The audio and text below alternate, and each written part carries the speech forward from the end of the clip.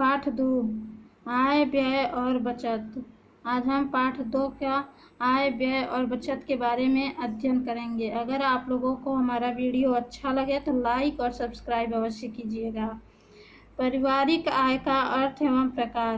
पारिवारिक आय का अर्थ क्या होता है, उसके कितने प्रकार के होते हैं, इसके बारे में हम अध्ययन करते हैं।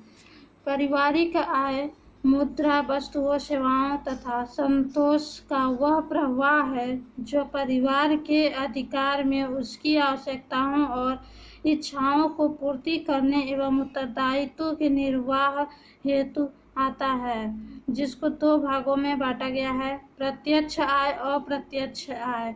जो पारिवारिक आय होता है, जिसके द्वारा मुद्रा होती हैं, वस्तुएं होती हैं, सेवाएं होती हैं, जिसके द्वारा हम किसी चीज़ को जिसके द्वारा से हम पैसा एकत्रित करते हैं, उसको जो है कि पारिवारिक आय कहते हैं।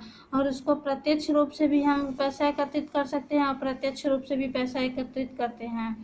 पारिवारिक आय के स्रोत कौन कौन से होते हैं? पारिवारिक आय के स्रोत प्राप्त होने वाला वेतन होता है, जिसके द्वारा यदि किसी काम को करके हम जो वेतन प्राप्त करते हैं उसके द्वारा भी पारिवारिक आय होता है। मजदूरी होता है, ब्याज रूपी आय, पेंशन रूपी आय, व्यवसायिक आय, घरेलू उद्योग धंधे, कृषि, पशुपालन इत्यादि के द्वारा जो है कि हम लोग पारिवारिक आय के स्रोत प्राप्त कर सकते हैं। किसी भी कार्य को करके जो हम आय को एकत्रित करते हैं उसके द्वारा हम लोग आय को प्राप्त कर सकते हैं। अगला है पारिवारिक आय की विशेषताएं। पारिवारिक आय की कौन कौन सी विशेषताएं होती हैं, इसके बारे में हम बता रहे हैं। पारिवारिक आय परिवार के मुखिया एवं अन्य सदस्यों की व्यक्तिगत कुशलता एवं गुणों को निर्धारित करता है। जो परिवार की मुखिया होते हैं उनके व्यक्तिगत कुशलता और घर के अन्य सदस्यों के गुणों पर ही निर्धारित करता है। अगला है, इसी तरह से हम ये भी कह सकते हैं कि पारिवारिक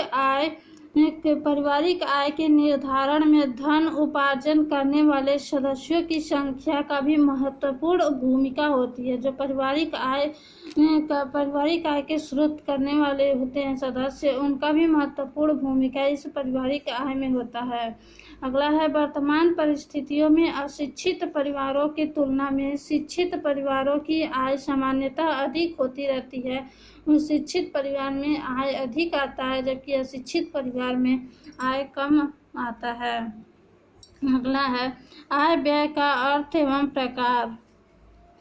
एक निश्चित अवधि में परिवार द्वारा अर्जित आय के उस अंश को पारिवारिक व्यय कहा जाता है जो परिवार के विभिन्न आवश्यकताओं की पूर्ति के लिए खर्च किए जाते हैं। जो परिवार की विभिन्न आवश्यकताएं जैसे कि वस्त्र होता है, कपड़ा होता है, वस्त्र होगा पहनने के लिए, अनेक प्रकार के फैशन वाले कपड़े जो हो जाएंगे, उसके बाद से खाने के लिए अनेक वस्तुएं होंगी, फैशन की अनेक वस्तुएं होंगी। इस तरह से अनावश्यक जो चीज़ें होती हैं वो भी, और आवश्यकता वाली चीज़ें जो भी होती हैं, इन सभी चीज़ों पे जो धन व्यय किया जाता है, जो आय व्यय किया जाता है, उसके बारे में उसको हम व्यय कहते हैं। व्यय निम्नलिखित प्रकार के होते हैं। पहला है निश्चित व्यय, दूसरा अर्ध निश्चित व्यय, तीसरा अन्य व्यय और चौथा है आकस्मिक व्यय। निश्चित व्यय क्या होती है? इस वर्ग में अनिवार्य रूप से प्रति माह किए जाने वाले व्यय को सम्मिलित किए जाते हैं। जो आवश्यक होता है कि इस माह में इतना व्यय करना बहुत ही आवश्यक है, जैसे कि मकान का किराया, बीमा, बच्चों की स्कूल की फीस इत्यादि तरह के होते हैं। अर्ध निश्चित व्यय, इस व्यय में उन व्ययों को सम्मिलित किया जाता है जो प्रति माह करना आवश्यक होता है, परंतु सुविधानुसार कम या अधिक भी किया जा सकता है। जैसे प्रत्येक परिवार के प्रति माह भोजन तथा वस्त्र अनिवार्य रूप से व्यय करना पड़ता है। जो है कि भोजन में कितना पैसे व्यय करना है, कितने पैसे नहीं व्यय करना है, उसके अनुसार, और कपड़ों में कैसे व्यय करना है, इसके अनुसार भी हम कर सकते हैं। अगला है अन्य व्यय। इस वर्ग में उन व्ययों को सम्मिलित किया जाता है जो निश्चित या आवश्यक नहीं होते हैं परंतु आय पर निर्भर करते हैं। आय बढ़ जाने पर इसकी पूर्ति के लिए अधिक व्यय किया जाता है तथा आय घट जाने पर इसको बिल्कुल समाप्त कर दिया जाता है। जैसे कि फिजूल की जो खर्च होती हैं उसको आय के अनुसार किया जाता है और आय के अनुसार ही उसको समाप्त भी किया जाता है। अगला है आकस्मिक व्यय। इस वर्ग में उन व्ययों को सम्मिलित किया जाता है जो किसी निर्धारित योग्य में सम्मिलित नहीं होते हैं। उदाहरण के लिए किसी सदस्य के बीमार होने अथवा दुर्घटना हो जाने पर जो आकस्मिक व्यय कहलाता है। जो आय हमारे पास रहता है उसी के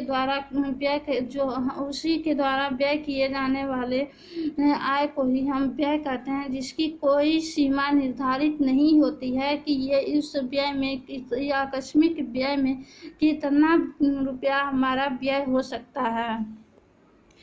पारिवारिक व्यय को प्रभावित करने वाले कारक। पारिवारिक व्यय को प्रभावित करने वाले कारक निम्नलिखित हैं।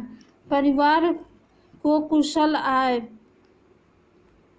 दूसरा है परिवार का स्वरूप, रहन सहन का स्तर, सामाजिक एवं धार्मिक परंपराएं, रहन सहन का स्थान, बच्चों का व्यय, व्यक्तिगत व्यवसाय, गृहिणी की दक्षता।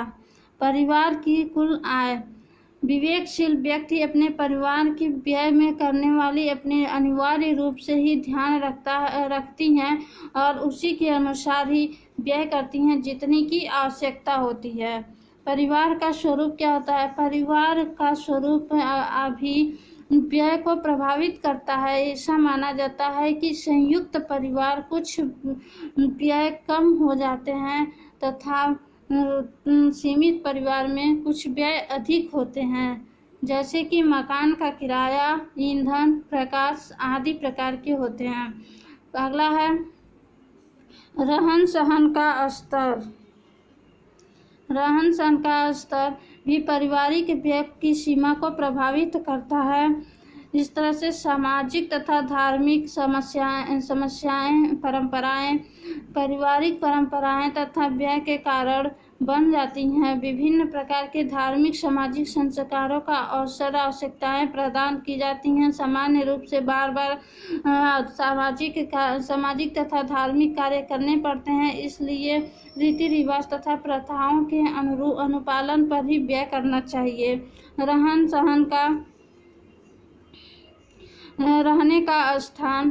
पारिवारिक व्यय को प्रभावित करने वाले कारकों में रहने के स्थान का महत्वपूर्ण भूमिका होता है। जिस तरह का स्थान होता है उसी तरह के व्यय भी होते रहते हैं। बच्चों का व्यय। बच्चों पर होने वाले व्यय परिवार के कुल व्यय को प्रभावित करने वाला कारक है। कम बच्चों वाले परिवार में कम व्यय होता है, अधिक बच्चों वाले परिवार में अधिक व्यय होता है। व्यक्तिगत व्यवसाय।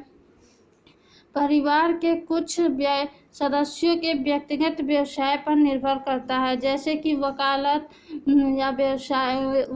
का व्यवसाय, बिजनेस का व्यवसाय। इस तरह से अनेक प्रकार के व्यवसाय होते रहते हैं जो व्यक्ति के व्यवसाय पर ही निर्भर करता है।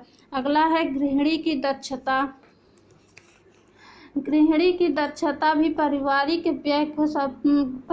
व्यय को प्रभावित करती है। यदि गृहिणी विचार पूर्वक व्यय करती है तो सीमित पारिवारिक आय से भी परिवार सुखी एवं समृद्ध रह सकता है। परिवार में किसी भी प्रकार का कोई कष्ट नहीं आ सकता है।